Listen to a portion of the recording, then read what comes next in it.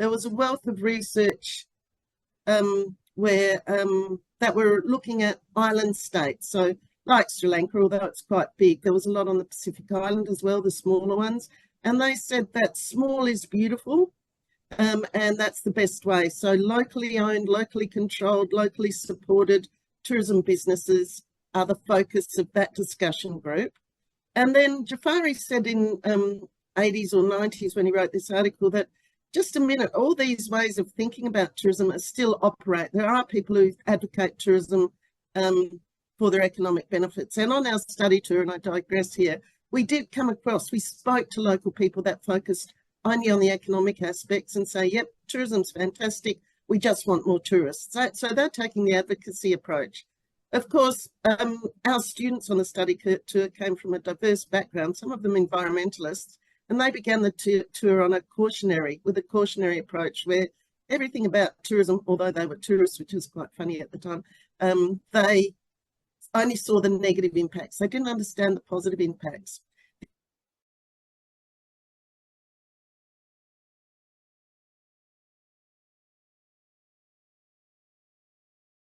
And in my career, I want to be able to influence young people to make better choices in tourism development. And so the knowledge-based platform emerged, where Jafari said, okay, there's these different ways of thinking about tourism, look at them all and come up with plans once you've looked at every aspect. Don't just be one-faceted in your approach. So then wealth of research, and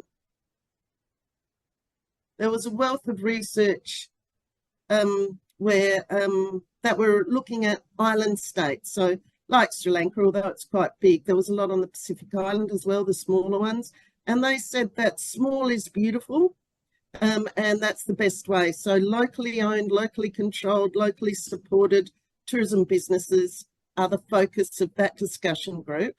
And then Jafari said in 80s or 90s when he wrote this article that just a minute, all these ways of thinking about tourism are still operate. There are people who advocate tourism for their economic benefits. And on our study tour, and I digress here, we did come across, we spoke to local people that focused only on the economic aspects and say, yep, tourism's fantastic, we just want more tourists. So they're taking the advocacy approach.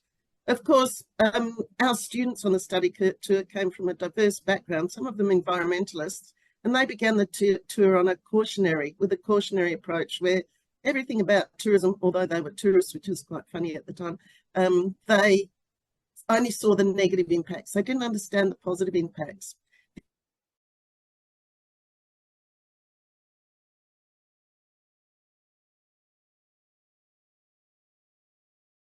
And in my career, I want to be able to influence young people to make better choices in tourism development.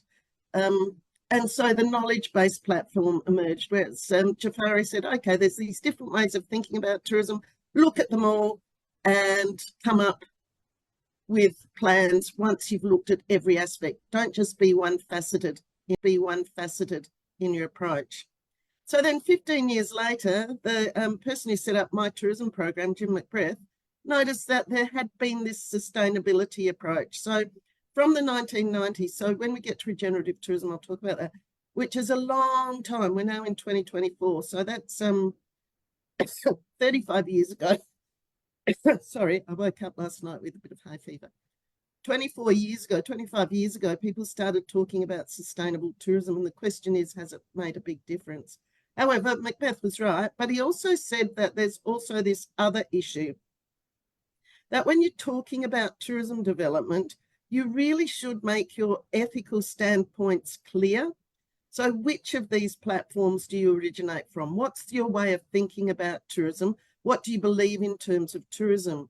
So I guess I would like to put out there that my program comes from a base of supporting communities. We don't really believe in supporting mass tourism development where it actually harms the local environment or community.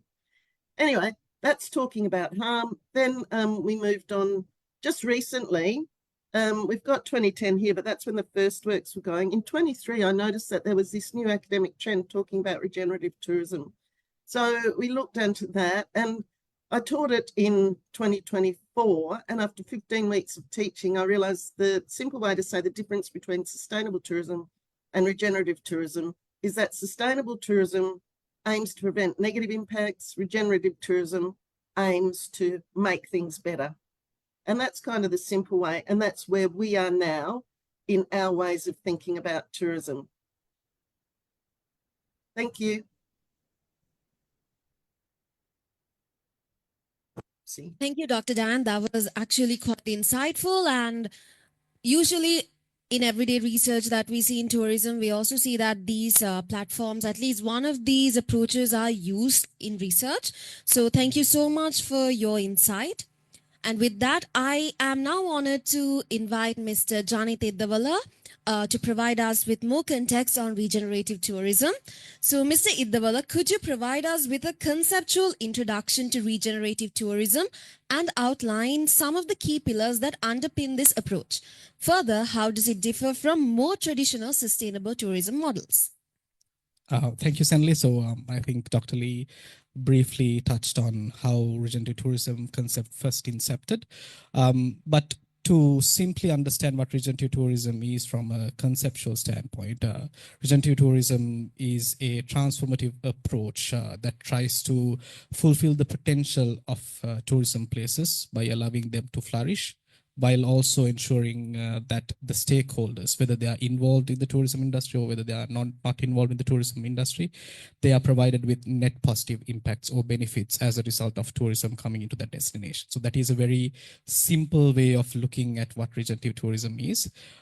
As Dr. Lee rightly mentioned, regenerative tourism is a concept that has picked traction very recently. We have seen some articles being published in the early 2000s, but that is time period within which where sustainable tourism was discussed a lot in depth. So we didn't see a lot of scholarship on regenerative tourism, but especially with the advent of the COVID-19 pandemic and academics soon realizing that there needs to be alternative ways of pursuing tourism, the whole concept of regenerative tourism really started shaping overall as well.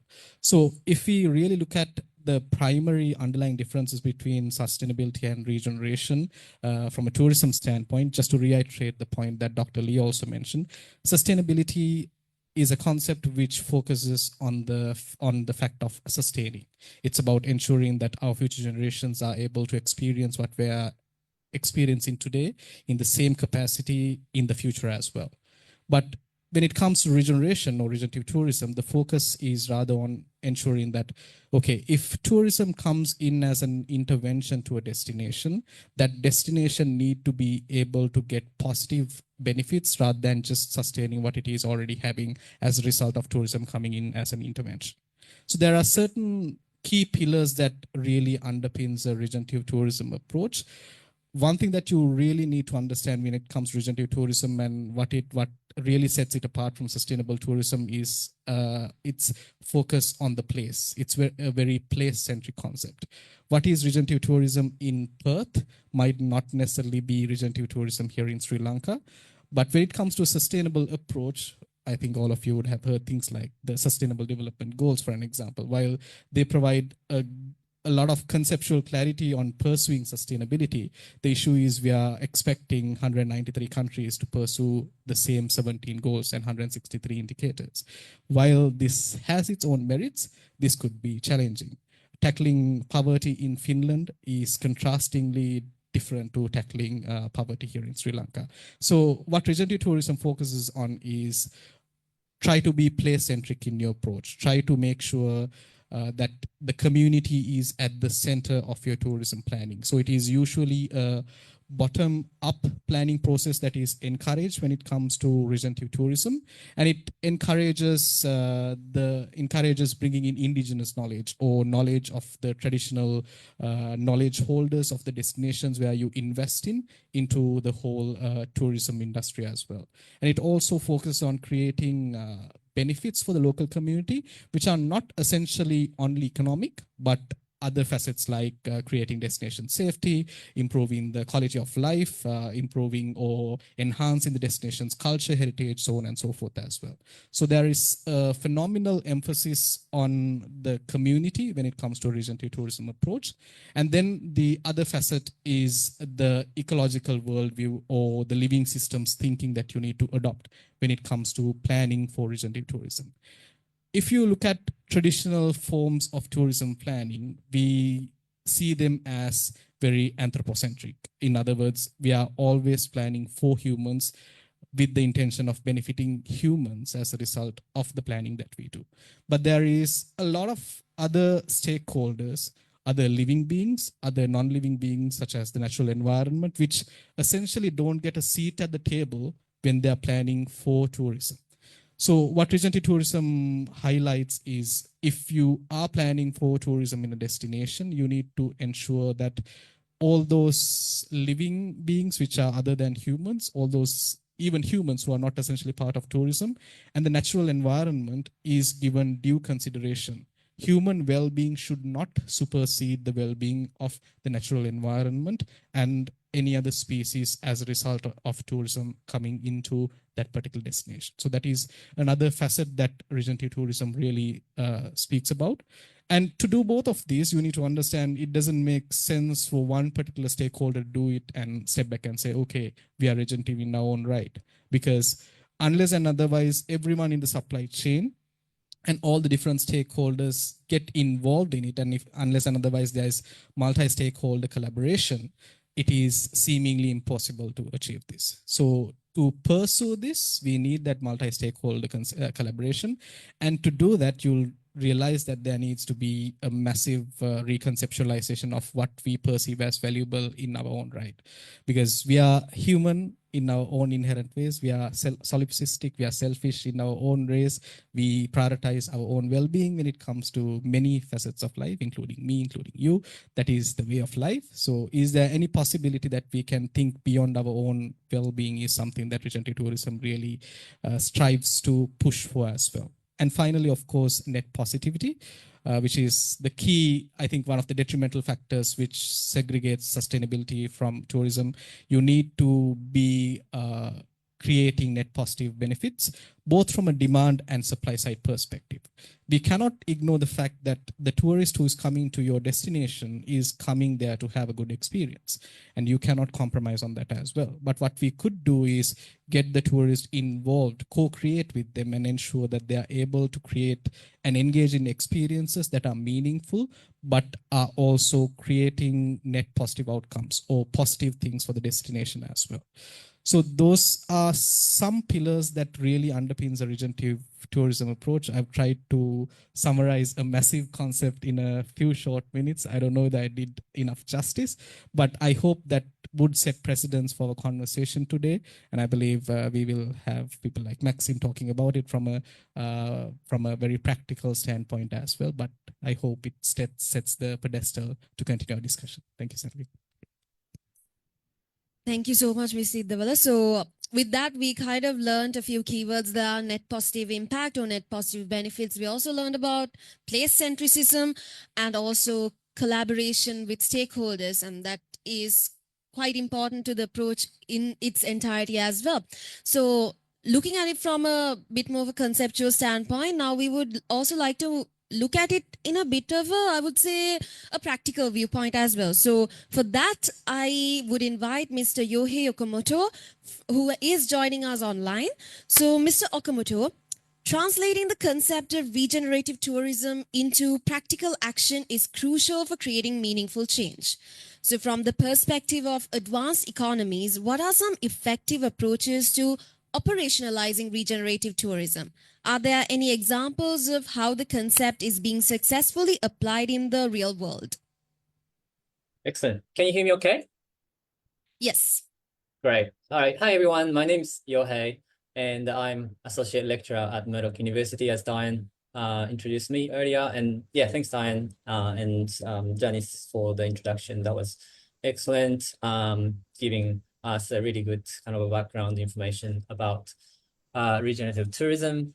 And Yeah, so I'm from Japan originally, and then I came to Australia in 2008. And then I also have experience living in the US and New Zealand as well. So my experience is primarily based on living in you call it advanced economies. Some people call it developed countries. There's different ways to describe things.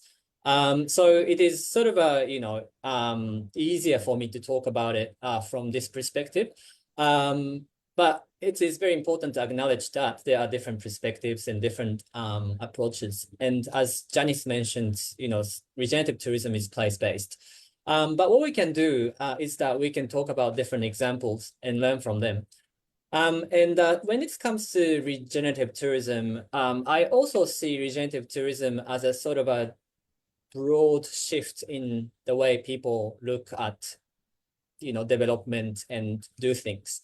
And then there's, grassroots demand towards regeneration. So a lot of organizations, individuals, and even governments are doing something regenerative, but they don't necessarily call them as regenerative tourism or regenerative architecture or regenerative other stuff. So what the examples I want to show you, they don't necessarily have the level of regenerative tourism, but I think that those examples does have regenerative tourism elements or broadly regeneration in the visitor economy. So I'm just going to share my screen and just to show some examples. So can you see my screen okay? Yep. Yes, we can. Great. So I just want to start with a local example. So we live in Perth, Western Australia, which is a beautiful city and facing Indian Ocean on the west side of southwest corner of Australia, if you can visualize a map. So we have a long stretches of white sandy beaches, and we are kind of blessed with this beautiful coast, and there's a lot of things happens there. And this is one of the new-ish events that's been happening recently, and it is called dawn break.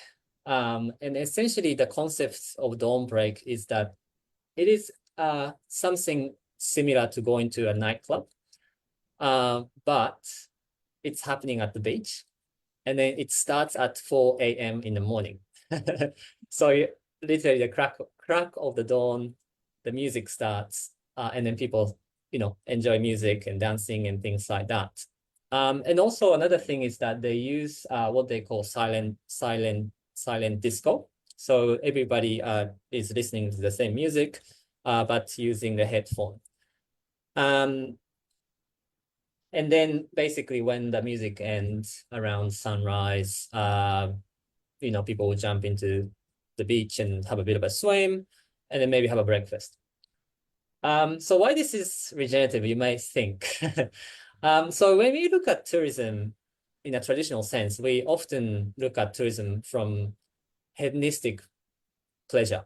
So we are traveled to,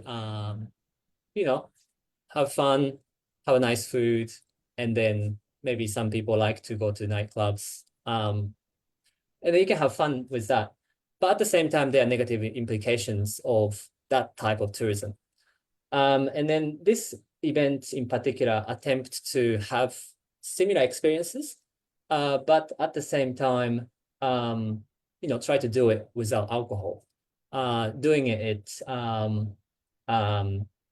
at the crack of dawn, and then using silent disco can eliminate the issue of noise, for example.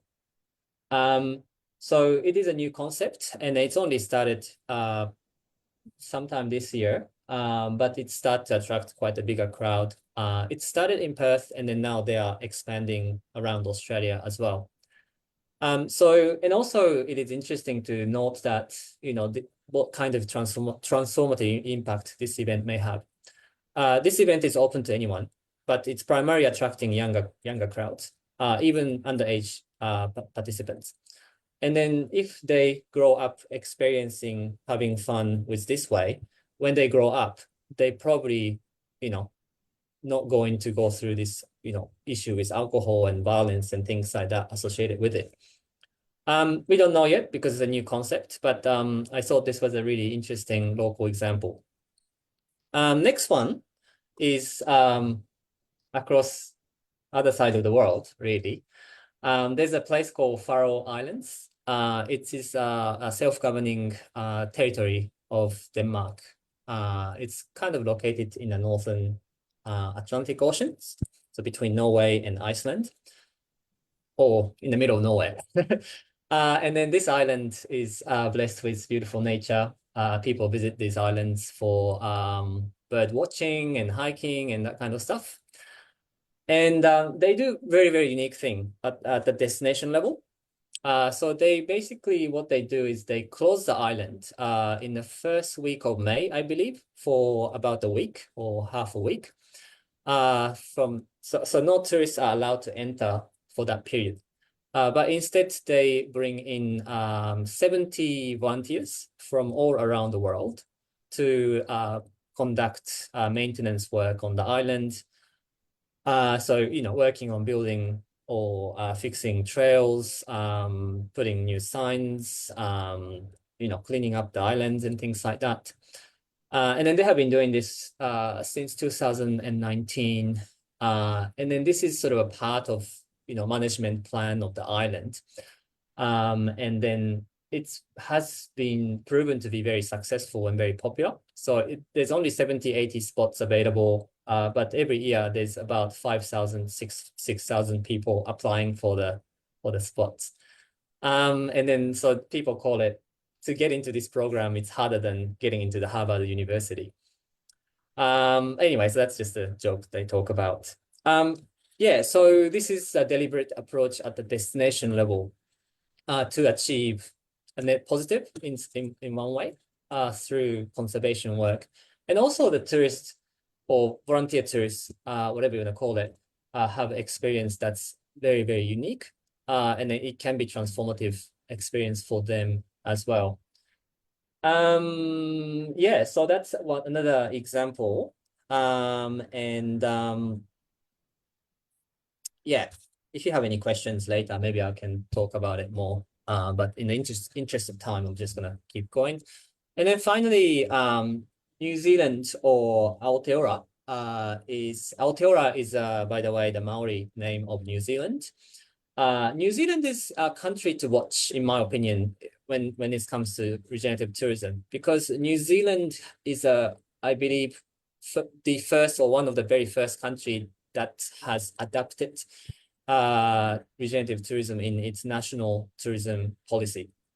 So there's a pot of money that they have been, spending for regenerative tourism initiatives and development of regenerative tourism strategies and so on. So they started looking into developing regenerative tourism since about 2015.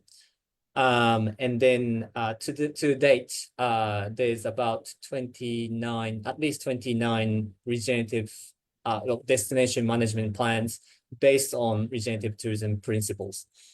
And then in New Zealand, they focus quite a lot on Maori values and knowledge in developing regenerative tourism plans.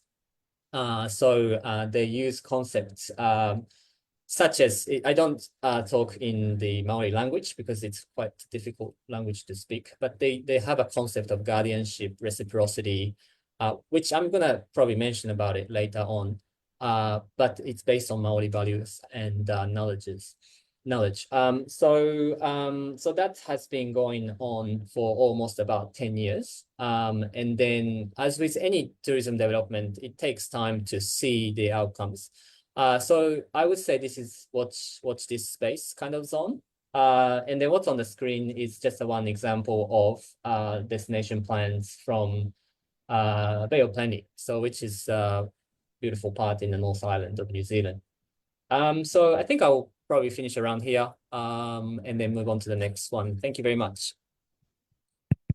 Thank you, Mr. Okamoto. So that was actually quite interesting to see as well, because we are now seeing case studies from pretty much all over the world where we can now implement these best practices at domestic levels as well. So thank you for that absolutely amazing examples that you have provided us with.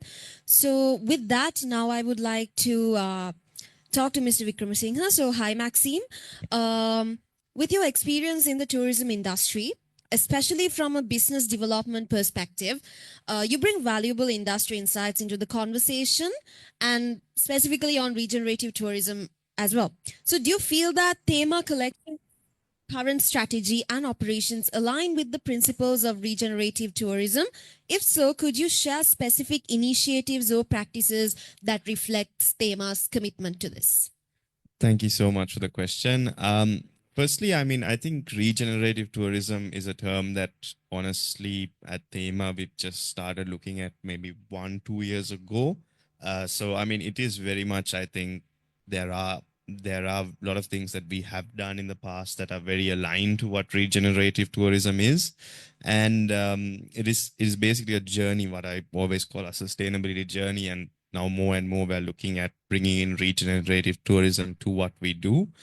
I think, from Thema Collections perspective, we always had this very place-centric approach, which is, I think, one thing that really defined us. We want to be a collection of vastly different hotels, which have different styles, different atmospheres that really reflect what's going on in that region. So even a micro region, we're inspired by the nature, by the culture, by the biodiversity, by the indigenous cultures as well. So I think that is something that those values have been ingrained, I think, from our chairman onwards to all of us. And the research that has to actually go in to really create a property. I think like an interesting stories are with our property in Galloya. We spent a lot of time there during COVID, and one of the main things we want to do is actually promote the indigenous values within the property. So it could be like nowadays and I probably should have started with that, when we start even a speech or even we say hello, we will always say Aibon, Vanakkam, and Mama Kachak Kodamai, which is the traditional Adivasi greeting for, I mean, we know it as Veddas, but I think they prefer to be referred as Adivasi people. So for that. So I think those are the little values. And, when we were doing that project, I think especially our chairman did so much research and went on to even write songs in the Vedda or Adivasi language. So that is, the type of idea, that is how we want to be inspired. And we always try to strive for that inspiration when we create a property. And I think that is something that's very, very important. I think then, of course, when you come to property level, it's, when you create a hotel, there are environmental impacts. Usually it's a negative impact, but I think it also depends. If you take lands like Galloya, if you take certain areas, we try and not hamper on forested lands. We try and go on abandoned chaina cultivations, maybe certain lands which were already earmarked for tourism development, abandoned estates, abandoned tea factories. So I think that also is quite important. I think sometimes when we are constructing properties, there are lots of sensitive regions and you have to try and have as minimal impact or even a positive impact, because, there are certain things that, for example, if in Galloya, it was a monoculture, which actually made the land super barren and there's a lot of fertilizer, a lot of things being used. And now we are slowly transitioning that land into an organic, not non-monoculture farm with different species and also one thing that we see is actually once we set into a location, biodiversity does flourish after a few years. The reason for that is, even in Sri Lankan villages, people sometimes hunt animals like talagoyas, peacocks, and things like that. So we actually sometimes can create the hub for biodiversity and have a positive impact in terms of species coming back into our properties. And that's something we have seen on certain properties. Certain properties, I think there has to be a little bit more work, but I think that's something that's in terms of environment, which is something we really try to do. And again, in the construction also, we always like to change up how we approach things. So certain areas, we might go for tinted lodges. Certain places like Airuvi Sigiriya, we went for an earth back approach, which we wanted to trial out and understand about sustainable architecture. And I think having that idea that each project has to be vastly different. And for example, in Udavalave, we used a very sustainable material, which is a composite material. But if you look at it holistically, sometimes doing a wooden chalet has more impact than using these somewhat, I would say, composite materials which have very good sustainability ratings to them. So that is very much how we really like to work in terms of creation. In terms of the other key pillar we have at Tema is our experiential nature, and this is something we have worked on since our rebrand to really include some unique experiences. So we try to work as much as we can with the local communities for these experiences. So I think this is something that is done in Sri Lanka quite well on a overall tourism landscape. But I think a lot of these experiences unfortunately fall into the mass market category sometimes, even though they are community based. So what we try to do is to provide an alternative to not overcrowd areas. For example, around Sigiriya, there's Hiriwaduna, which is extremely now crowded with people. So we try and take them away from that and to different areas within Sigiriya to discover things using e-bikes. So these are little things that we do. We also try and have a approach that, if there are locals doing certain services, we try to use them. And I know this is something a lot of people that have invested in tourism have done wrong in Sri Lanka. For example, if you are next to a national park, you might think it might be better to buy 2-3 jeeps for the hotel to run a very high end service, right? So what we do is we'll work with the suppliers, we'll work with them to try and maybe ask them to improve their jeeps, give them a little advance, give them a loan to do it, and then we'll use them, we'll teach them, we'll use them. And I think that's very vital, because this is a lot of the issues we see in Sri Lanka. You always hear, especially down south, locals are not allowing Sri Lankans to do other Sri Lankans to do business if they come from Colombo. The reason is because, they have, and I think you've spoken about ancestral people that, have their claim to the land. And, the locals have to benefit. We just have to be able to work with them. And that is something that a lot of people don't do. Like, they don't want to give the tuk-tuk rides to the people in front. They don't want, they want to get their own vehicles, buy their own tuk-tuk for clients. So these are things that, if you look at very high-end tourism, you sometimes need them, but it's not necessary either. If you can just work with a few people from the villages, tell them what you need, pay them a little more, and, give them make them and speak to them and actually come to that level. So that's an approach we've been trying to do as much as possible as well, which I think really works for us. And of course, in terms of people, we try and use as much as we can local constructors when we're building, experience providers, and also, getting more and more local employment, which in certain areas is a bit of a challenge. But, in certain areas like Galloya, I think we've done really well where we thought it would be a massive challenge. So we're still working on it. And then, of course, Ambayalu, which we recently opened, here we wanted to do a total different approach and try and promote more women to come and work. So the reason we did a fully female staffed hotel was we wanted to create that safe environment for ladies to come and work with us, because it is a bit of a challenging environment sometimes, especially in villages, because you're staying overnight. Of course, you have a ladies side and then you have a men's side, but even when we speak to a lot of parents, they're not comfortable with, their daughters or even, husbands, their wives spending all this time in a mixed approach. These are things that we'll have to change in mindset. But we wanted to create that area where, they can flourish, they can achieve management positions, and then, they can maybe even go on to bigger things after us. So that's one thing that we've always tried to do. Our latest challenge is basically measuring our carbon emissions and then planning to reduce it. So we're just looking to certify that. And then the next step will be, it is quite costly, I would say, to reduce carbon emissions, but would be to see how we can slowly take a few approaches. We are usually very, I would say, quite budget conscious also, because these investments take a lot of money, and it does take around 5-10 years to pay back a hotel sometimes. So we try to do things within our means, which I think is quite good. But we also look at very localized things. For example, at Alia, we recycle the paper there, and we use them for baggage tags, for souvenirs.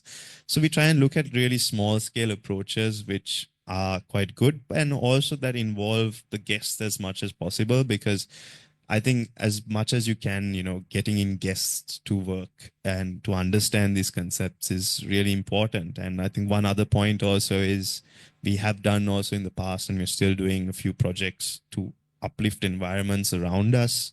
In Sigiriya, we've started a tree planting project, which I guess is quite something that happens, but we try to do it with a bit of a scientific approach. And we've also started we also had a coral restoration project around Pasikuda, which still has quite a bit of success to it.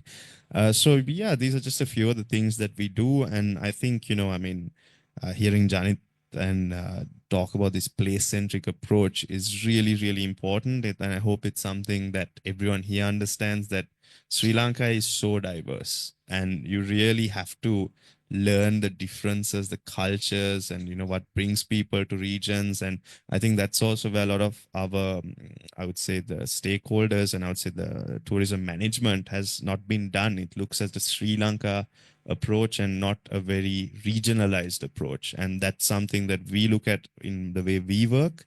And I think that's something that everyone really needs to look at. And there's still a long way to go in what we want to achieve, but that's just some of what we do and how we think. Thank you, Maxim. Honestly, it was quite interesting to hear that even before regenerative tourism became our current buzzword, that Thema collection has been actually unconsciously practicing certain principles of regenerative tourism. So thank you so much for sharing this information with us and with our audience. So with that, we can actually wrap up the more conceptual part of today's discussion and move into a more practical perspective, where we now solely focus on the Murdoch tour itself. So for that, I would like to invite Mr. De Silva to continue our conversation. So, Madam, as the Dean of the Faculty of Business at NSBM Green University, you are at the forefront of shaping the academic discourse, and study tours are increasingly recognized as a unique tourism niche. So from an academic perspective, how important are industry academic collaborations in promoting tourism through study tours? And how can these partnerships enhance the overall offering of an emerging tourist destination such as Sri Lanka? Well, Senali, thank you so much for that question. So I would like to start answering to that question like this. Now, when in year 2012, we established NSBM back then, in year 2012, only to the business arena, we introduced a degree in tourism, hospitality and events for the business school back then. And to look at that program 13 years ago, I think it was largely focusing on general operations of a hotel, on events, and also maybe destination management at that point of time. Now, coming after a decade of time, things have changed vastly in the tourism industry. Even at that point when we were initiating the degree program, I feel like even sustainability was just a buzzword. So over the years, I have clearly seen locally and globally, the tourism industry was more focusing on sustainability and resilience, and later on this whole concept of regenerative practices. So as a university and as especially a faculty, what we always wanted to do is to prepare our students to what exactly happening in the industry locally and globally. So sooner or later, the moment we've been aware of these concepts which are really practicing in the industry, we wanted to integrate them firstly with the curricula to our students. So we wanted certain changes in the curricula in terms of introducing sustainability.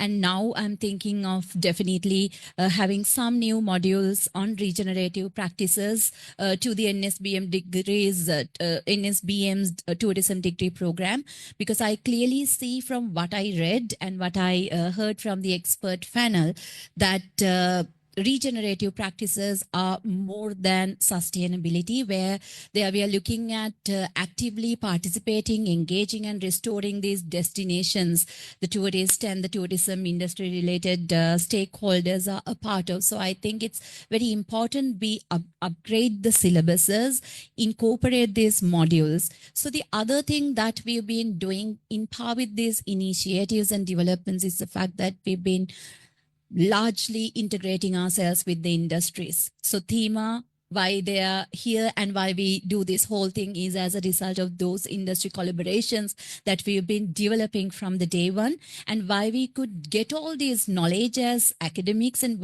how we could facilitate our students to be ready for the industry with all these new things happening in the industry is through the industry collaborations, the talks that we've been having with them, the workshops. They've been coming in partner with all the initiatives that the tourism sphere of the university been adapting.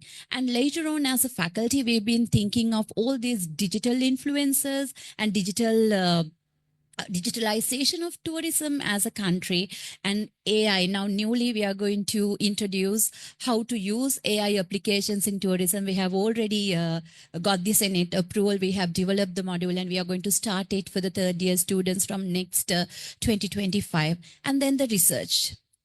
Yes, initially it was very basic research that we have done in tourism. Now we encourage our students to focus on areas like regenerative practices, actually how it is happening, and encourage students on entrepreneurial aspects of these things also, and how this study tours like what we did with the MODOC comes into importance is, I feel like when I initially got this proposal from Janet and when I met Professor Diane for the very first time, that is where I learned about regenerative tourism, because I wanted to really do something impactful with my team and the team there at the Murdoch University. So I learned it for myself to be a productive part of these discussions. And when we planned it and when we really executed it, I have no words to explain how vast the learning experience was.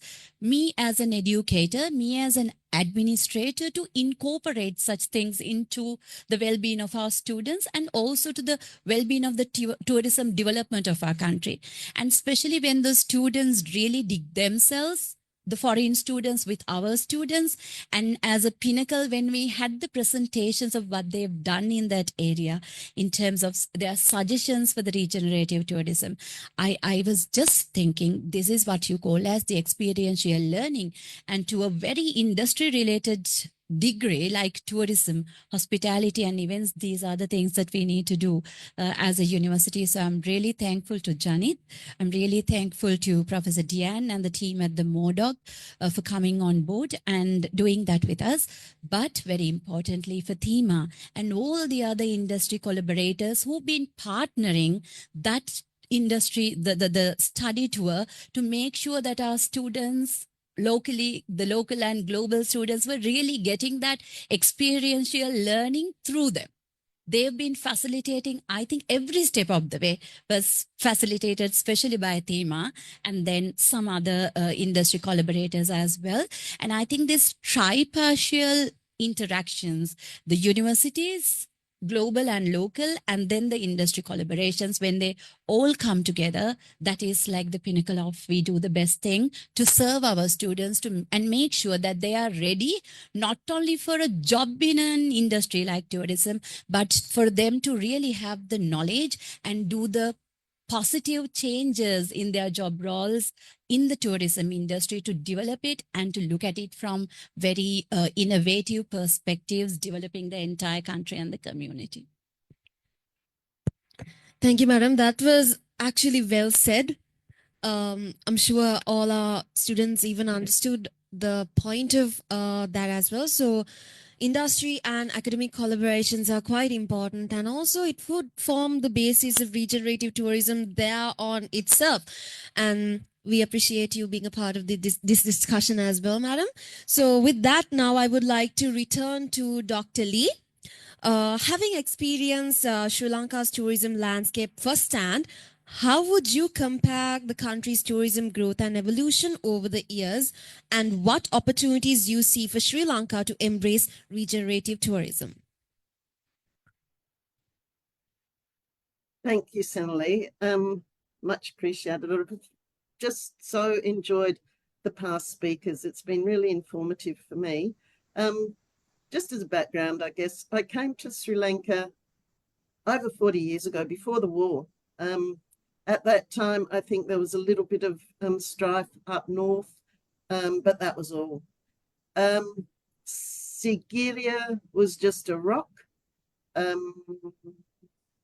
I had an embarrassing experience. I managed to climb up the rock, got up to the frescoes, got up to the top, had a look around, but then it was time to come down, and I'm a little bit afraid of heights. So I think I got about a quarter of the way down, and then some local men had to come and rescue me and carry me down on their backs. So I got carried down Sigiriya, but it was before it was a national park, World Heritage listed, and it was before there was any steps going up there.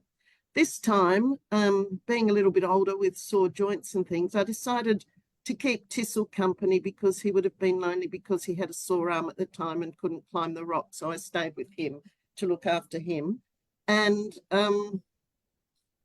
when the students came back, it wasn't a very busy day, according to Sigiriya. But when the students came back to tell me about their experience, they said that going up, they really couldn't stop. There was enough people so that it was a continued movement up. There was only one way up and one way down, is how they described it. And that I would not have enjoyed that. So when I climbed Sigiriya, it was just a wild place with no, I guess, what you could call tourism infrastructure there at all. It didn't cost to climb it. You just went there and so on. The other thing that I found interesting in the differences, I did go down to Gaul 40 years ago. It was famous for gems at that time. This time when I went to the gem shops to have a look, they were all very, very organised. When I went 40 years ago, it was just like bowls of gems that you picked out and probably could get a bargain. I know I bought some, but I bought some sapphires, but I've lost them. When I went this time, all the shops, I went into a few shops in Gaul and they were all very similar.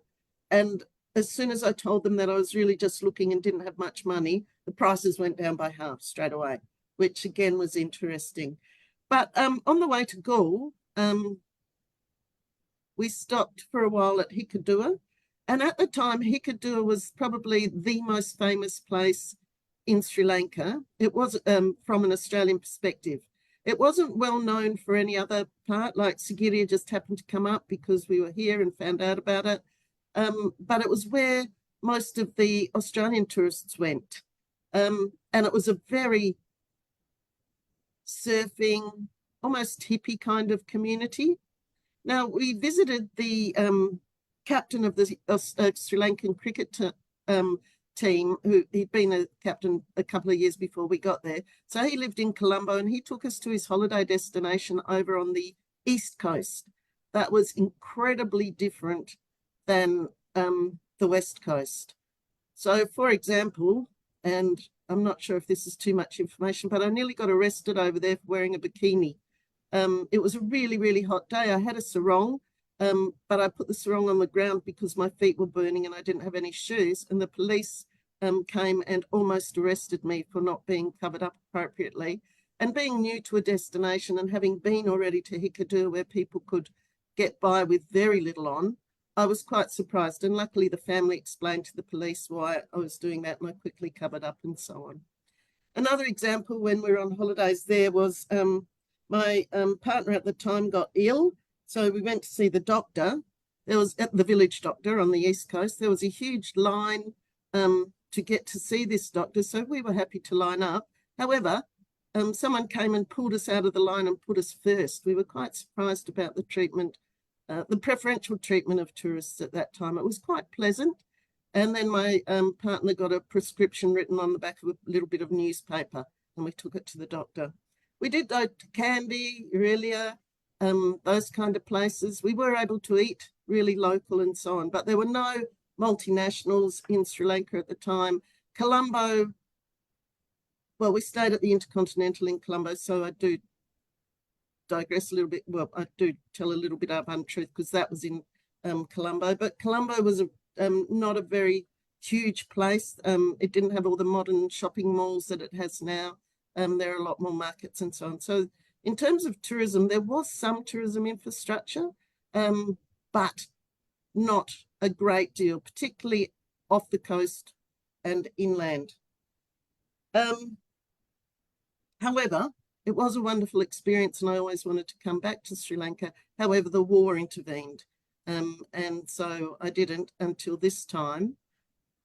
And being much older than the previous time, I'm not sure whether things have changed so much or my experience was a bit different. Although we went to Veligama, where a lot of people were surfing and they were young people and everything, wearing bikinis and things. And it was very different than Hikkaduwa was in the olden days. It was much more tourist infrastructure.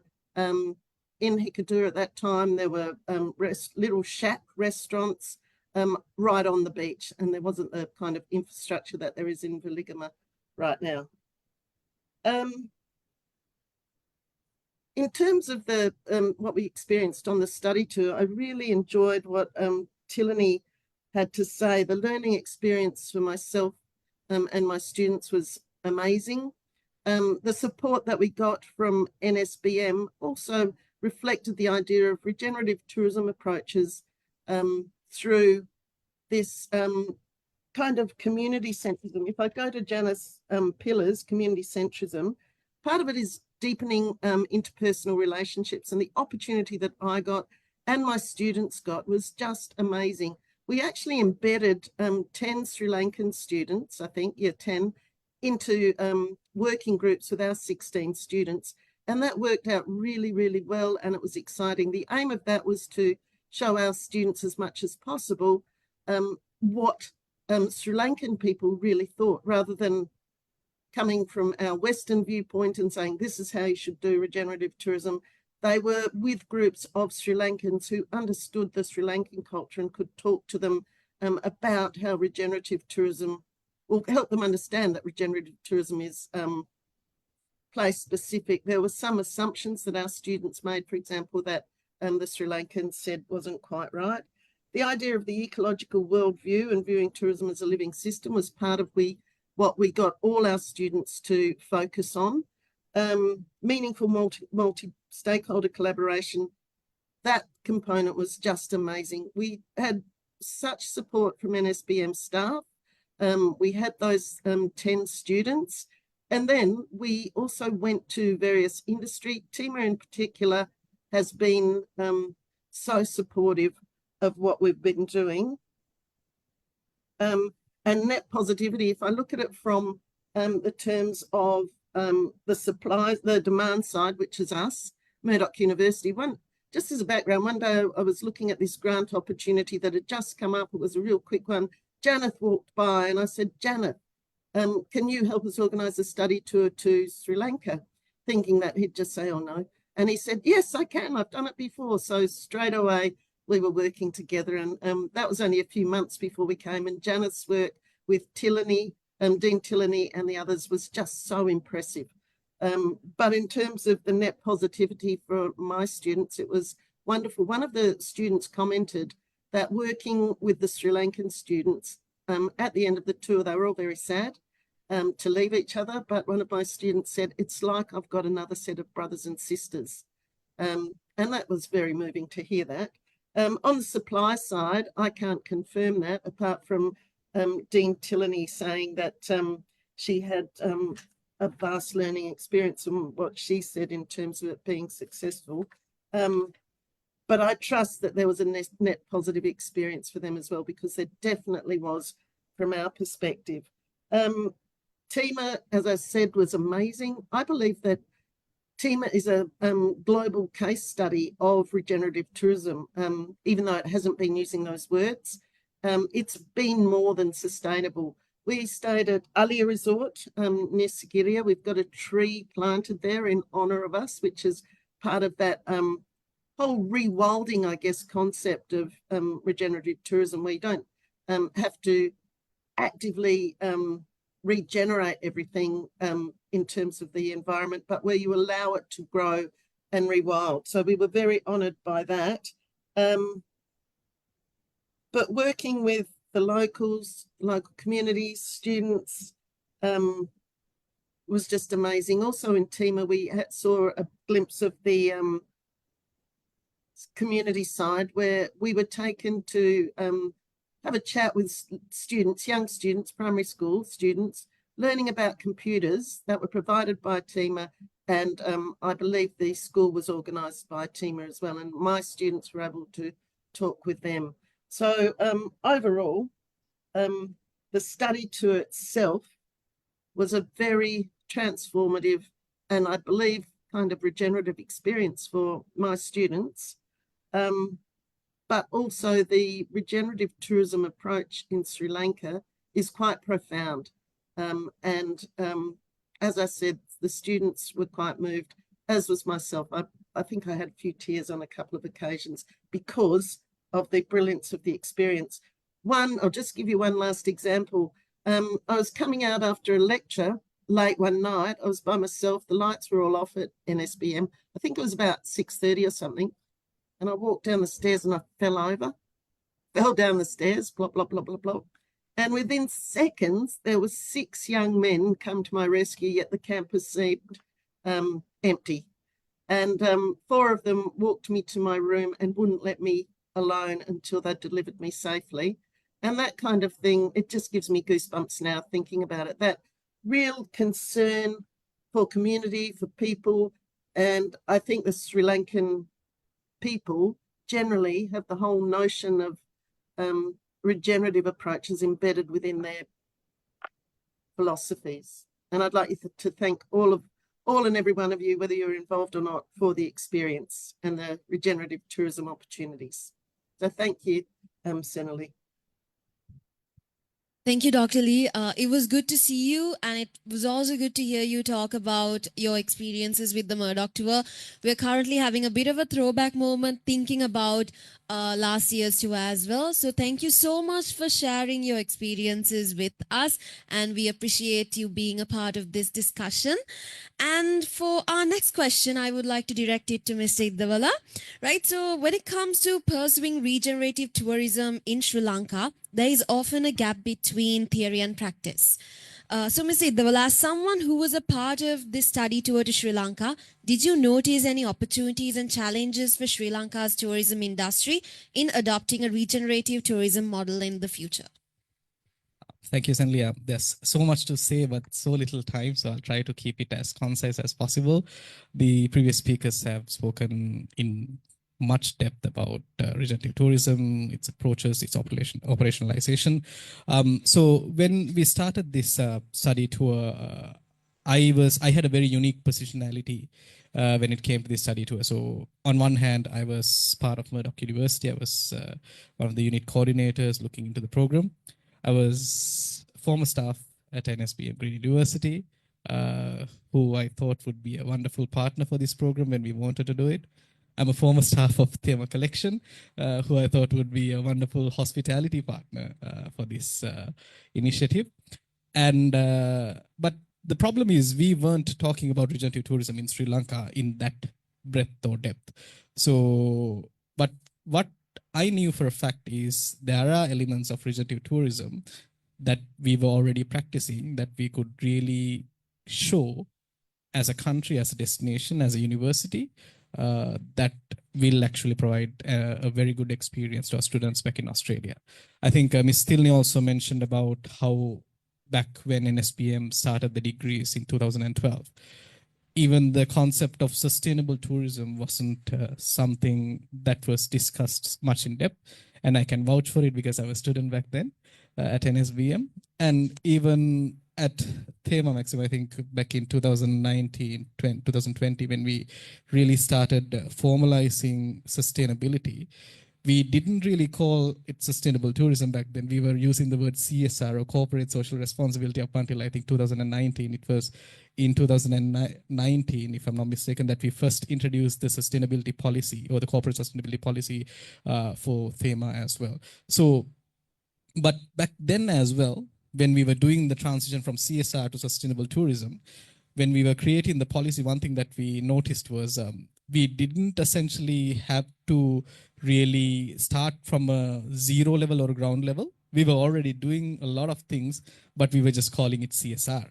So then what I realized was, when it comes to regenerative tourism as well, this could potentially be the case. There are certain things that is happening in Sri Lanka's tourism industry, which are essentially regenerative in their own right, but aren't necessarily categorized as regenerative approaches or activities. So that was my ontological assumption, and I was gladly proven right.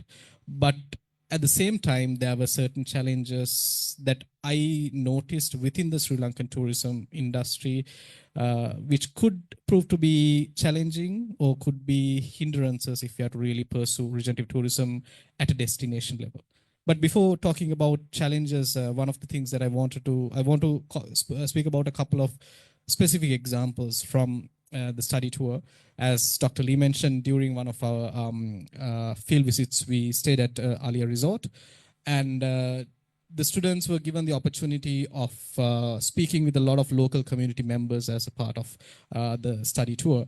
And we had this instance where we wanted to speak to a couple of local community members from Alia who was already working in the hotel, and we got the opportunity to meet with them. Some of the students went and had this opportunity of speaking with them, and I had the privilege of being a cultural broker and a translator in between the two parties. So one of the questions they asked was about how tourism has created employment opportunities, and how tourism industry has benefited for the local community in that area. And what they said was, a lot of the people, they said, I think nearly 75 to 80% of the village in and around that area were currently employed either at Alia or in around 7 or 8 hotels that were around that place. And the students from Murdoch kept on probing these local community members. So they asked, what did you do before joining tourism industry? And a lot of them claimed they didn't have very fixed jobs per se, but they were mostly engaged in farming.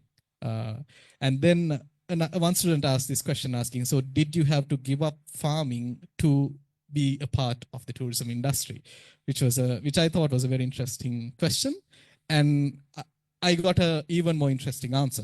So the person told me that, or the students rather, so farming isn't what it used to be anymore. One, from an economic perspective, but also from the way that we do it as well. We used to be very labor intensive in our approach towards farming, but there's a lot of things that we can do now using machinery, which has significantly reduced the time, especially when it comes to harvesting, that has helped us to get results much more quickly. So what we have been able to do is, the job here at the hotel has given us a fixed income and something that we can always count on. And what we do in our spare time whenever there is a harvesting season is we invest the money that we earn from our tourism job. We invest that money with some people who potentially gives out these machines for hire.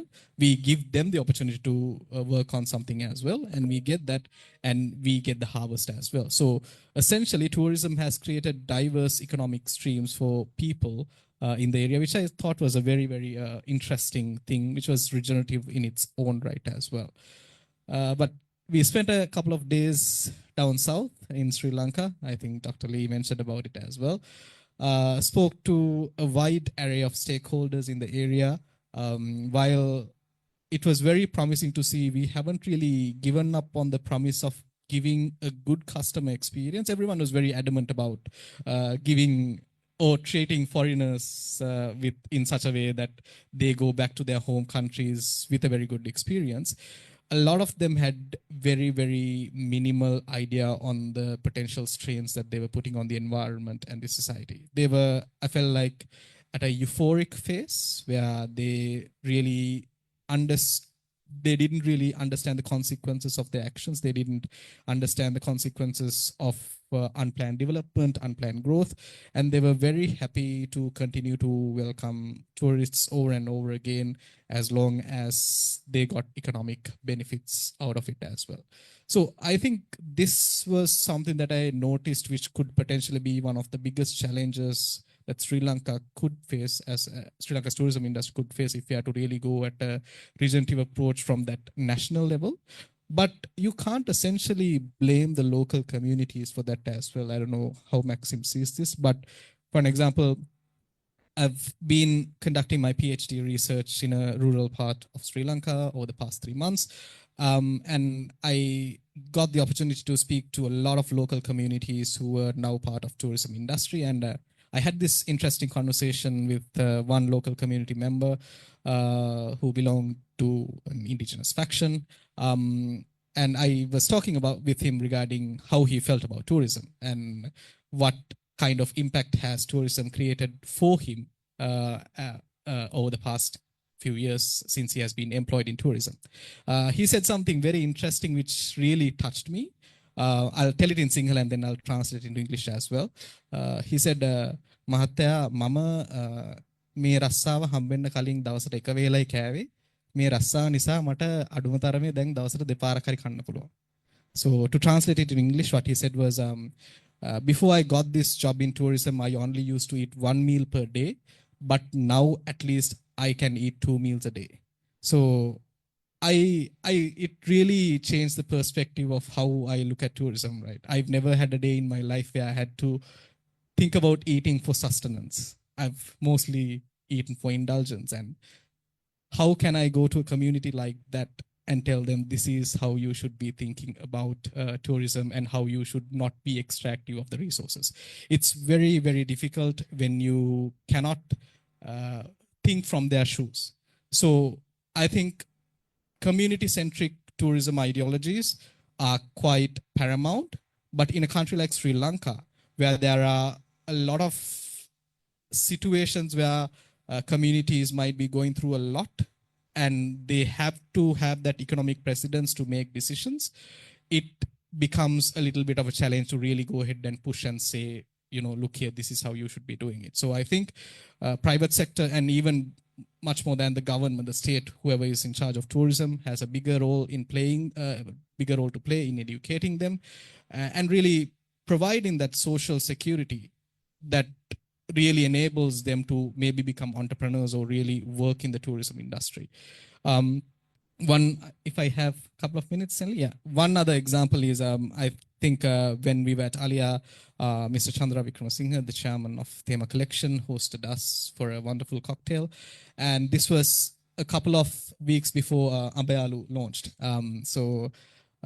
As Max mentioned, Ambayalu is a women-led hotel, I think first time in Sri Lanka.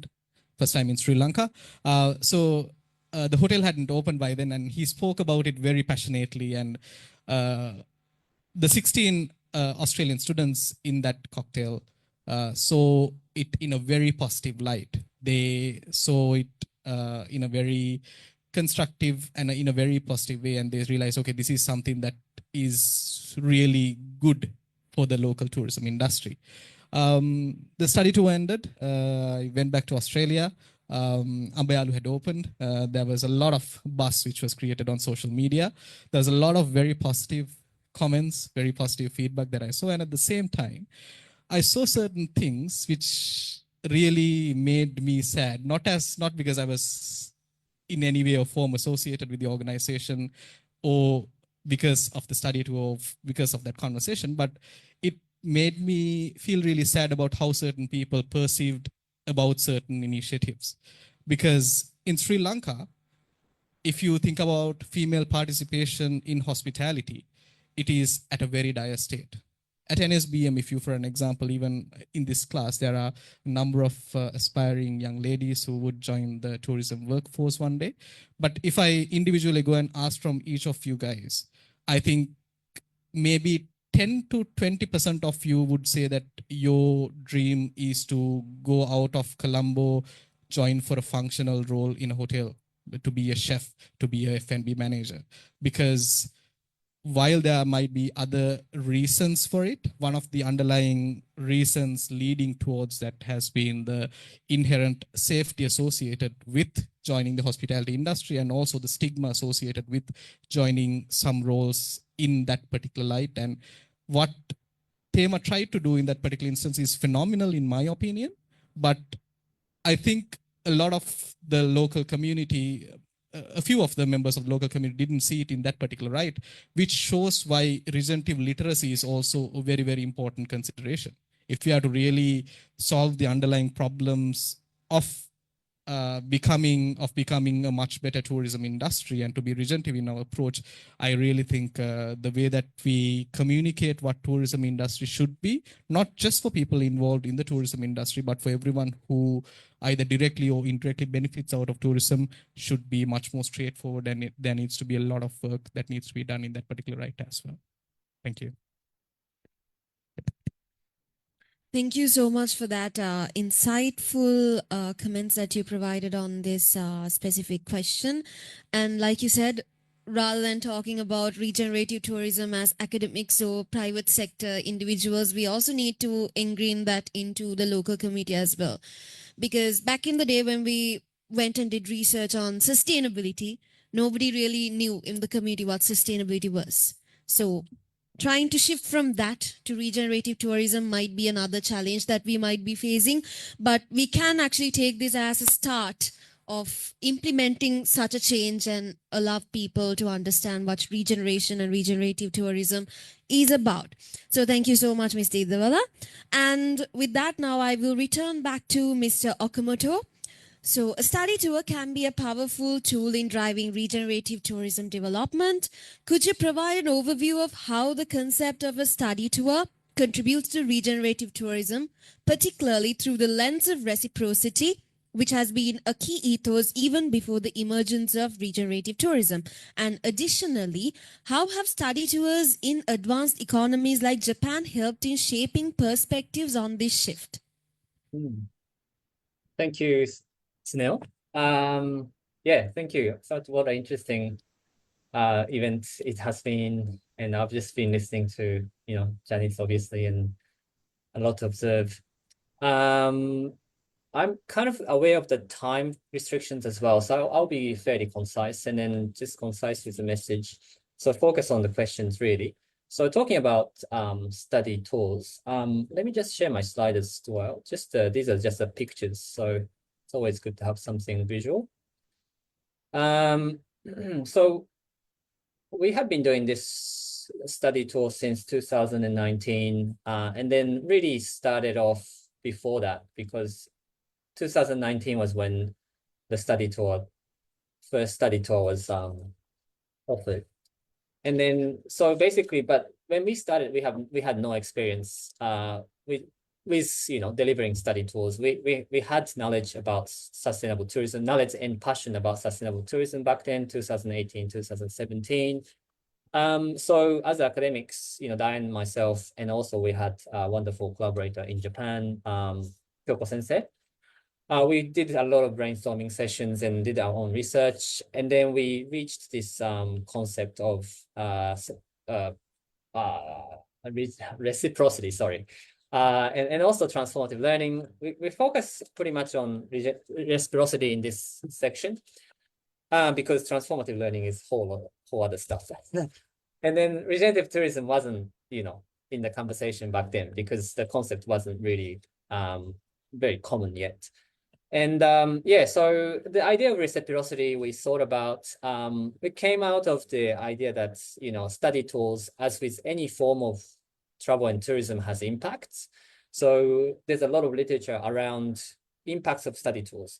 Like study tours can generate positive, also negative outcomes for the student themselves and also for the host communities. So we kind of we thought about what's a better way of doing this to result in positive outcomes. And then reciprocity was the idea that we was exploring. And upon reviewing different theory of reciprocity, we came upon this simple concept that there's two types of reciprocity. This is a bit academic, but I keep it very simple. So there's two types of reciprocity. One is called balanced reciprocity. And reciprocity, in essence, is about exchange. You give something and you get something. I mean, some other academics use concepts like a social exchange theory. We exist because we are keep giving and taking. So balanced reciprocity means what you give and what you receive is balanced. And then it's often seen as a two-way reciprocity. And it's transactional in nature. So you get the cup, metal cup, and then you pay $2 or $5 equivalent value. And then that's one form of reciprocity that we engage in everyday basis. But if you go to shops, you buy stuff, you don't become friends with shopkeepers. You know, your relationship is very short and sharp and then gone. You know, it's all satisfactory. And also, so that's one form of reciprocity, the balanced reciprocity. And then there's another form of reciprocity that is often be discussed in the context of indigenous communities. It's called generalized reciprocity. So generalized reciprocity is that you give what you can give, and then you take what you need. So think about like we are sitting around the table. And then, you know, on the table, there's a cup, there is a water bottle, there's pens, things like that. And then for whatever reason, you need a cup. So when you see the table, you take the cup. But you give something that you can offer. It can be, I don't know, you may have a scissors. So you put the scissors on the table and then you leave. So the idea around this is it's more circular kind of reciprocity. So you give something that you can give, and then you take what you need. And then this form of reciprocity is called generalized reciprocity. And then we kind of try to combine both kind of reciprocity, because when it comes to study tools, we need to, of course, be customers. Such as, you know, we need to pay for activities, and then there's a monetary exchange. But also we thought about what can we give in a non-monetary forms, and then, you know, put on the table. At the same time, we want to take what they can offer. So that's how kind of ideas flow on and developed into a study tour. So if you look at the images, this is a photos from two study tours from 2019 and 2023. So it's all mixed up. But things like what we did include volunteering. So students engaged in volunteering at the local event, and then engage with the local community, helping locals, you know, participating in events, different kinds of events. We visited local schools, and then those school kids, you know, we went to Hokkaido, so which is a regional part of Japan, so they don't have opportunity to see people from overseas, and then, you know, use English language and things like that. So that given cultural exchange opportunities for the school kids. And also we engaged with the local community, and then we attempted to share our perspectives and knowledge about tourism and sustainable tourism. And one of the big projects the students worked on was the development of sustainable tourism strategic plans. Well, back then we called that way. And then, you know, that was basically a strategic plan based on the perspective of Australian students, and then the knowledge they had studying at Murdoch University. And then that plan was given to the local communities there we worked with, and then shared amongst the community there. So we kind of be creative. We kind of did a bit of research around the concept of reciprocity, and then see that there's a different kinds of reciprocity. And then, I guess, activated, you know, implemented in a way that was possible. Yeah, so that's what we did, really. Yeah, so and then these are beautiful photos. Yeah, I think I'll that's all for me.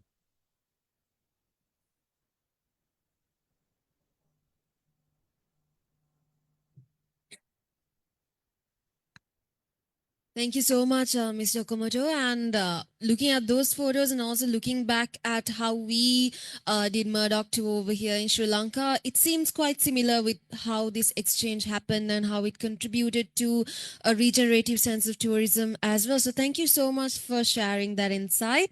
And with that, at last but not least, I will be directing my final question towards Mr. Vikramasinghe. So the private sector plays a crucial role in shaping tourism education. From your perspective, what responsibility does the private sector have in promoting tourism education? And how can partnerships between private businesses and academic institutions help advance the industry's goals, particularly in areas like regenerative tourism?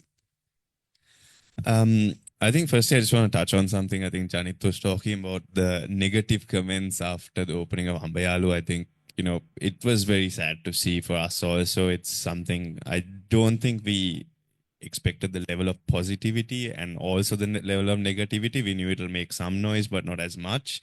But interestingly enough, I think AP ran a few articles on us as well, and the comments, maybe the percentage was a bit less, but were quite similar internationally as well.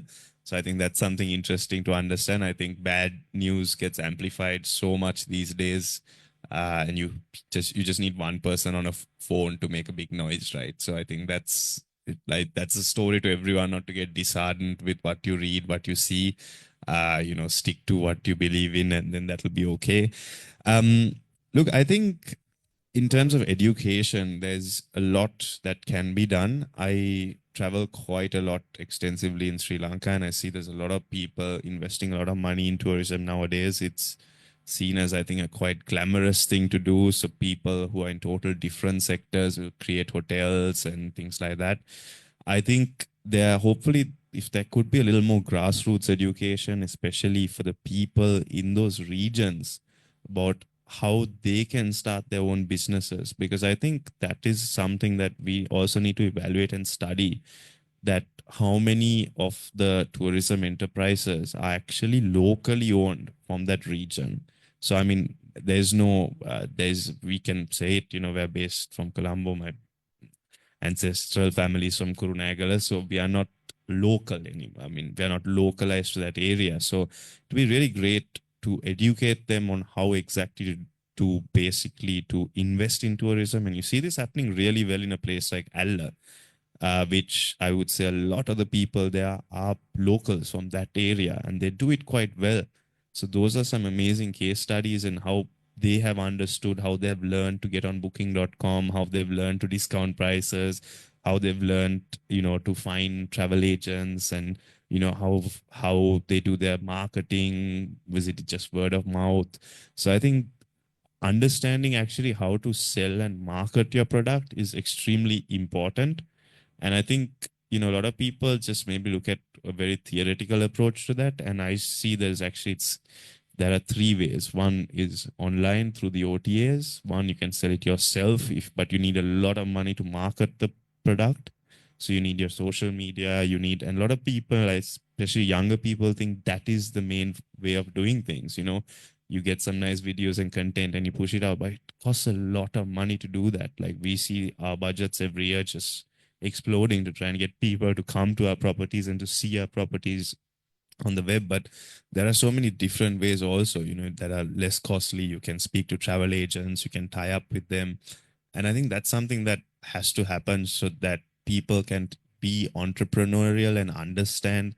And that is, for me, one of the key things in regenerative tourism, is that the people in that region really benefit a lot. I mean, yes, they're getting jobs. Yes, they're getting, making money out of tourism, but how can they expand that? How can they improve that? How can, they can, create generational wealth also through some of the things they do, or maybe not generational wealth, but, create assets for their families, for them to come to a middle class and, increase their. And that is something that, we always try to work with, people doing homestays, people doing these type of activities, also how to market, how to you know, how to improve their services and things like that. And I think that is something that hopefully will start happening, because I see there's somewhat still a disconnect with the east and north of the country, where the populations there, when you look at places like Sigiriya, they have had tourism. And I think, as Dr. Diane mentioned, and, you know, for 40, 50 years now. So I think that those are the little things that we need to see how we can get. If you look at places like Arugambe, it's a lot of people coming from the south coast and working there in the season. If you look at Pasikuda, same thing, you know, they are not really creating a little shop, a little cafe, and, you know, there are a lot of structural problems with that as well. But ideally, I would like to see a lot also, I mean, the education of what is the environmental factors, community factors also have to come in, but we also have to basically keep the platform not just for people, you know, who have money to invest, you know, provide them the financing, providing them all of that to, for them to really be a part of the sector, which I believe in 5, maybe 10 years will be Sri Lanka's leading sector.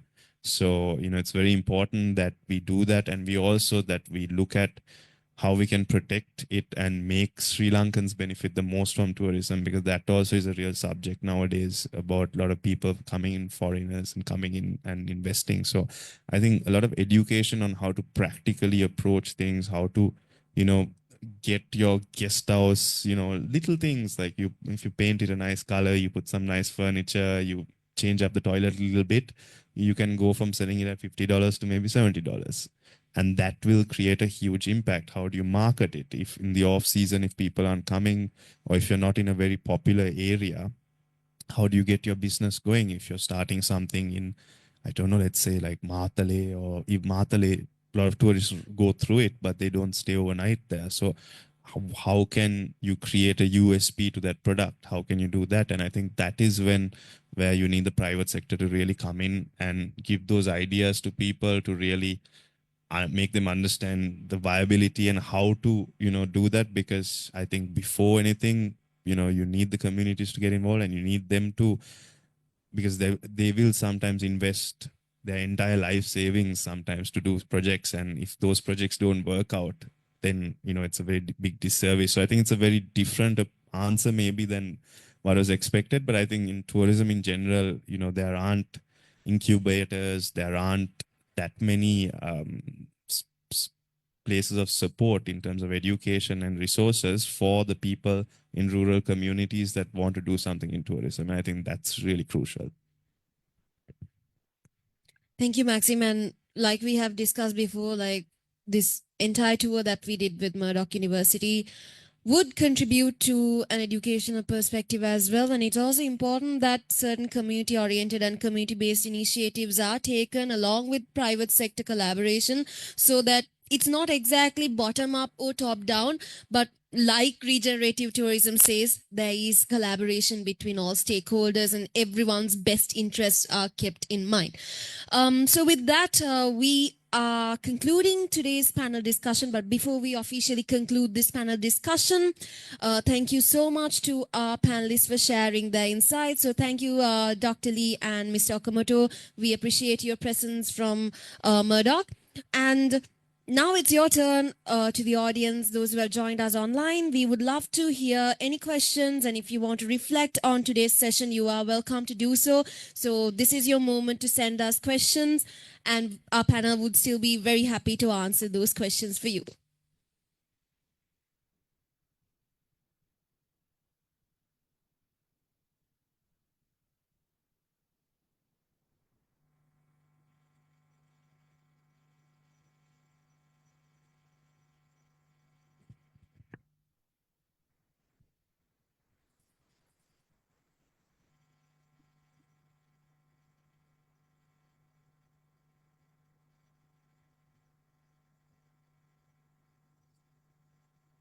Hi, Selene. I was wondering if I could ask the students question.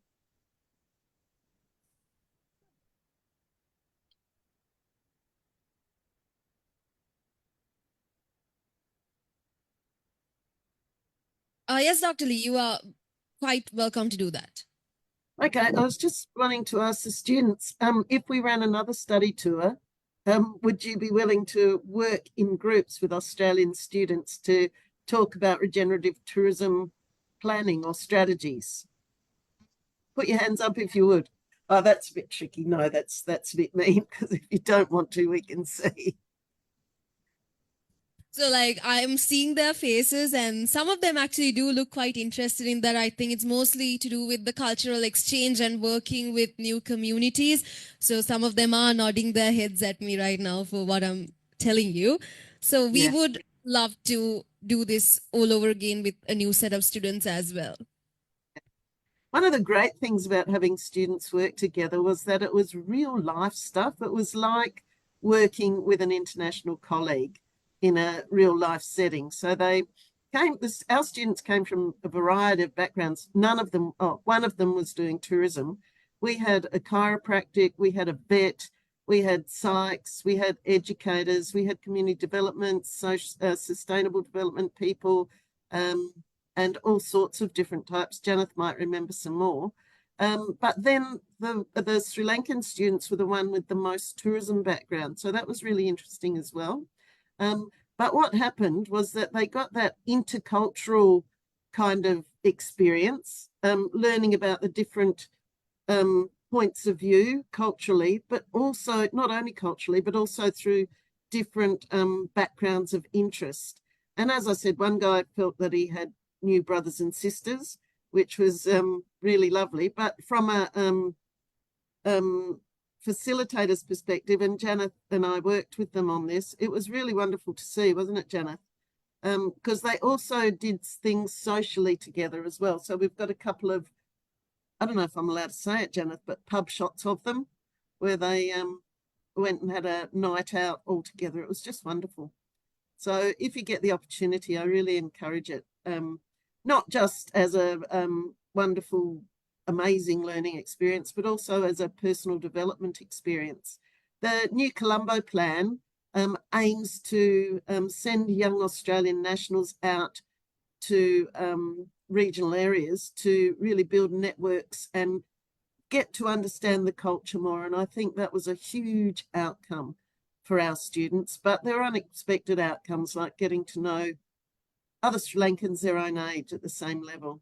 Do you agree, Janeth?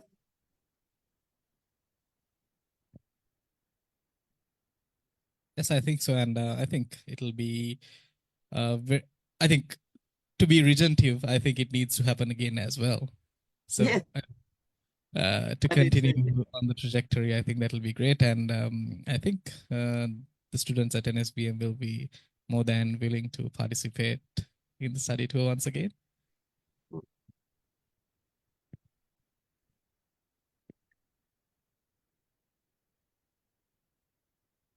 Having said that, we had 10 Sri Lankan students. We only had one male student. There were 9 females. Looks like there's a few more males in this cohort. Okay, so we do have a question that was sent through one of the participants who were joining us online. So the question that I'm directing towards our panel, both online and on-site. So the question is, do students get an opportunity to do study tours in Australia? We cannot ignore the global inequalities and the cultural capital that can be gained from study tours, but are limited to those from advanced economies due to challenges such as financial constraints and immigration rules. How can we overcome this inequality? Tilani, from the viewpoint of the new Colombo plan, the new Colombo plan funded our Australian students. In the olden days, and I'm not sure how many of you young people are aware, but it used to be called just the Colombo plan, referring to Colombo and Sri Lanka. And it was Australian funding to students, young people in your areas to bring them to Australia. That stopped probably in the, I think, 1980s, and it didn't start again as the new Colombo plan, probably until the 2010s sometime, probably about 15, maybe 10 years ago. So Australia was supporting young people from the regional countries around Australia to come into Australia. But this new Colombo plan specifically focuses on Australian students going out. So, and that's how our students can afford it. Our students can't afford it without government support. But maybe a new Colombo plan will come in where students from overseas are brought into Australia again. Thank you, Dr. Lee. So there is one more question that I have received, similar to how three pillars, the triple bottom line approach, which is discussed in sustainability, complements each other. Is it the same for regenerative tourism models, or is there a difference? Basically, when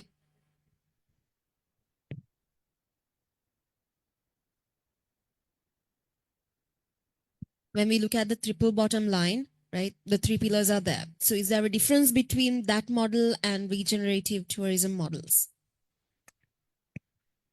I think the underlying premise of ensuring that the social cultural aspects, the environmental aspects, and economic aspects are held or they remain on balance while doing what you do is still a very valid concept. But as I mentioned in one of my previous answers, regenerative tourism is a very place-centric concept. So the models that exist in the regenerative tourism paradigm at the moment focuses more on things like the inherent potential of the place, which as a part of it has the economic considerations, the environmental considerations, the social consideration. It focuses on things like the system's capabilities. So how well are the systems formed in and around the destination to support or facilitate the destination. It focuses on specific tasks and resources that leads towards regenerative tourism. So once again, some of these tasks and resources could inherently be that of sustainable tourism domain as well. So that is why I mentioned, when you think about regenerative tourism implementation from a practical sense, there is almost always inspiration drawn from the sustainable tourism paradigm. Because if you look at a country like Sri Lanka, for an example, a lot of the activities that we discussed today, Maxime, myself, and even Ms. Tilney, the activities that we underpin, we do it under the banner of sustainable tourism at the end of the day. So why we say that it needs to go beyond is certain destinations, it no longer makes sense to sustain only. So the premise should be to create net positive effects. Those net positive effects could be underpinned by the triple bottom line still at the end of the day. So your impacts could be either economic, environmental, or social, but it needs to be a continuous evolving thing that every involved and non-involved stakeholder within the destination benefits out of.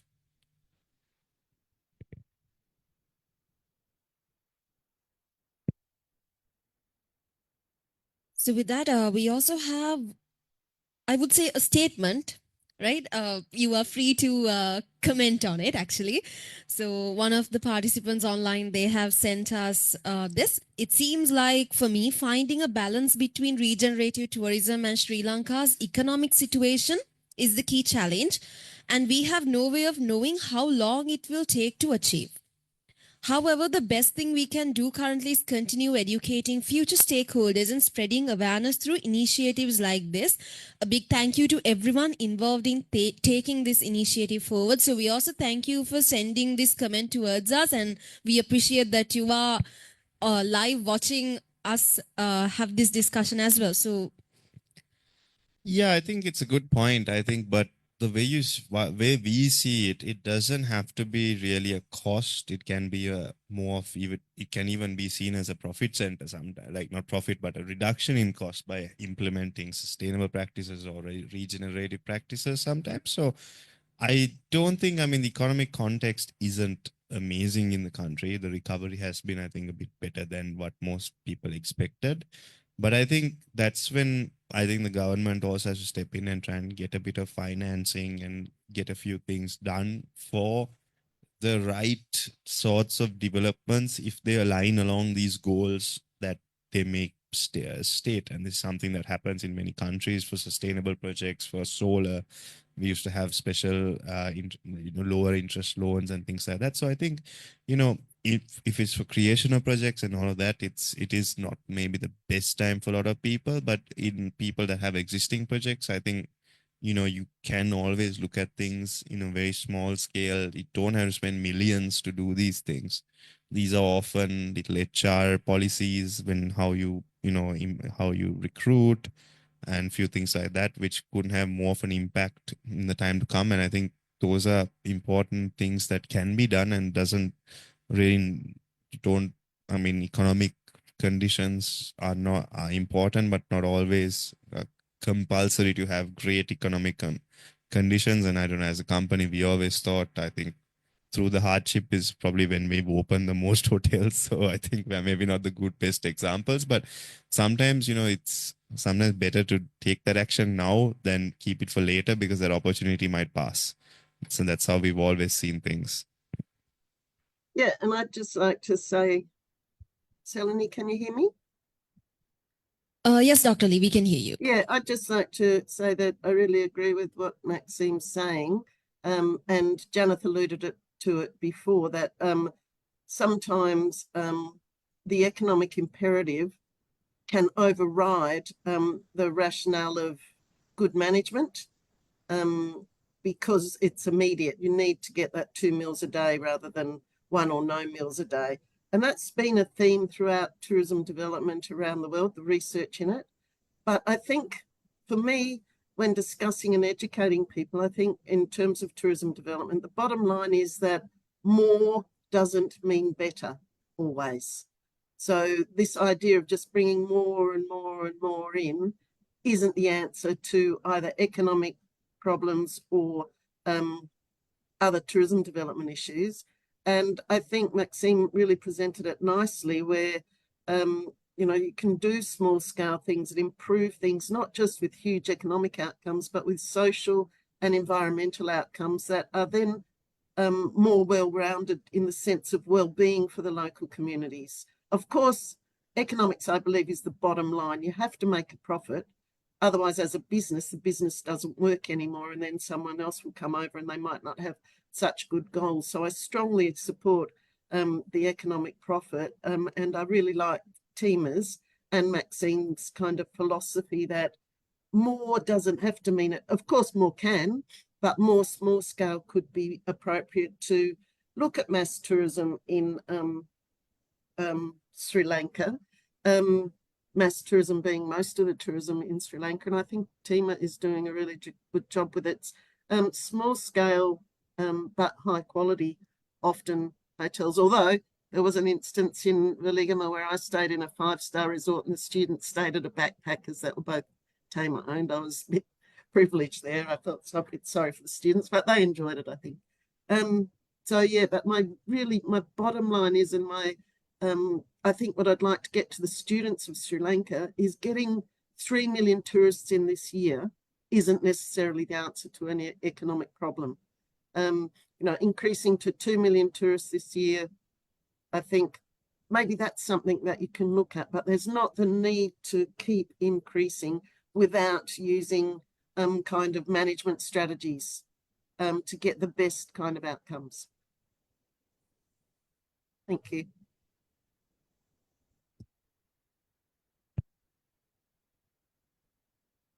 Thank you, Dr. Lee. So we actually have one more question from our participants online. So the final question, a little bit more of a theoretical / conceptual type of question. So given Sri Lanka's potential and aspiration to be a multi-segment tourism destination, luxury, eco, digital nomads, cultural heritage, so on and so forth, how can regenerative tourism principles be embedded to balance these diverse market needs without compromising ecological integrity?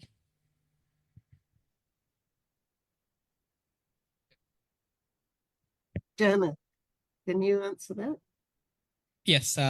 So I think there are some very interesting niches that have been identified in that particular question. So I think even more than the niches, I think every destination has, for an example, certain potentials that they can cater to certain niches much better than certain other parts of the country. Say, for an example, Arugambe could be a destination which is considered a better niche or better destination for surfing tourism in comparison to some other destinations in Sri Lanka. So my thought process is that you should focus on destination possibilities, because if you look at Sri Lanka, even the product that we sell as Sri Lanka, it's a continuous loop that we sell in Sri Lanka, especially if you look at how Sri Lanka is marketed.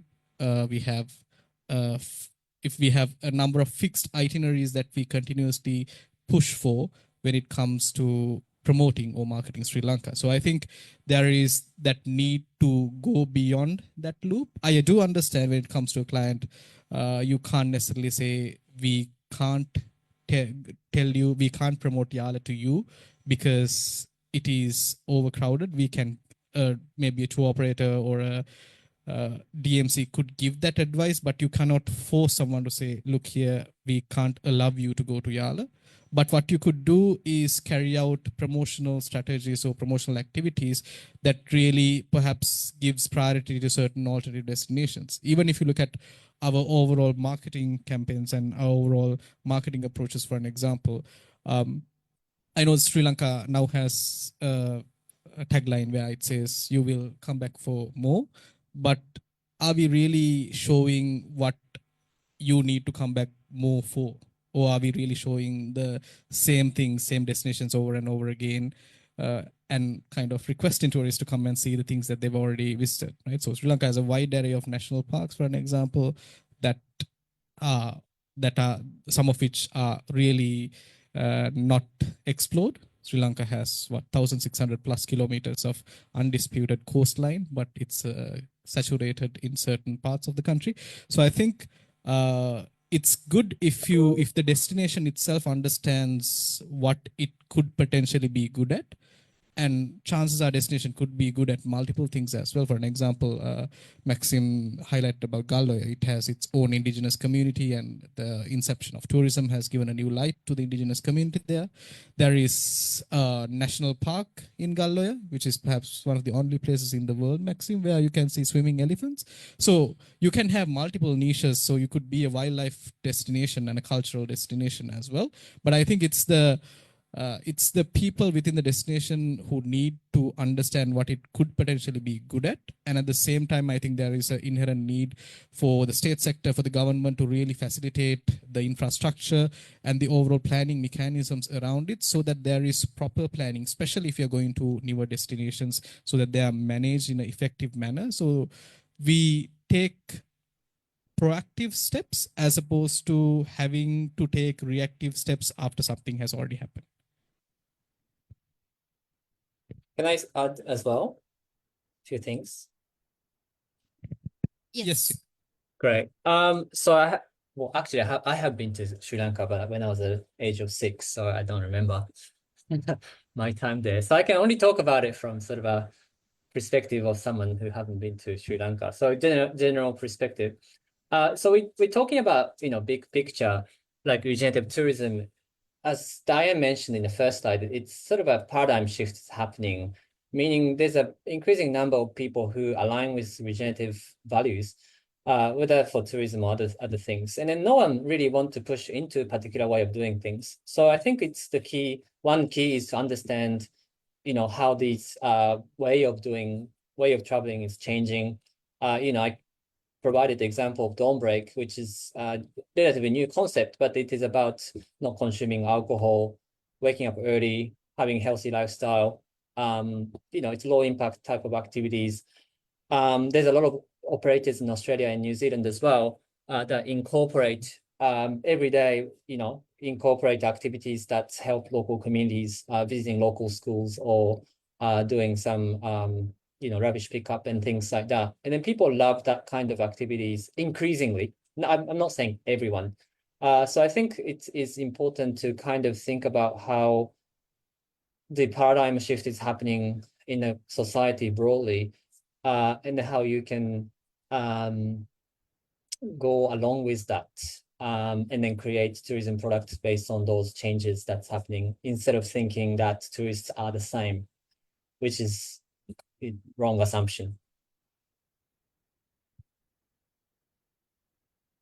Thank you, Mr. Okamoto, for your input to that question.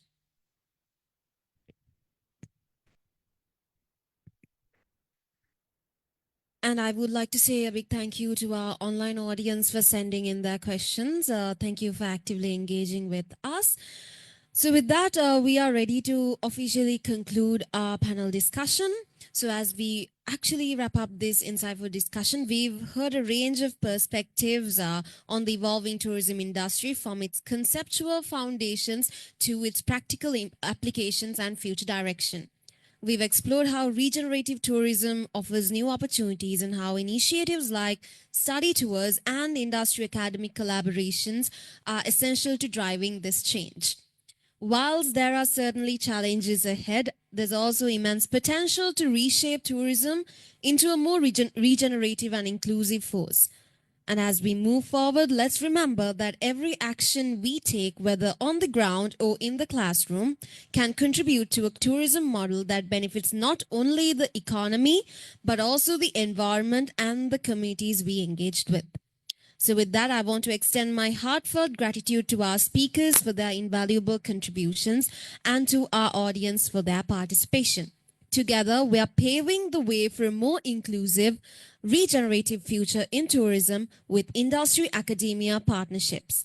So with that, thank you so much for being here and wishing you all a wonderful day ahead, and take care. And Zeleny, I would just like to reiterate a huge thanks to NSBM, Dean Tillaney, Tissel, yourself, and of course the amazing Janeth, he crosses the border, and also to Tima, Maxine and your team. It was just amazing, and I can't express enough gratitude. So thank you very much. And this has been an extremely interesting session. Thank you. Thank you so Thank you, much. Dr. Lee.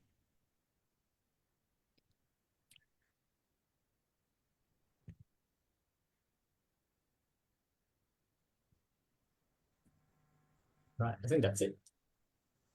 See ya. Bye.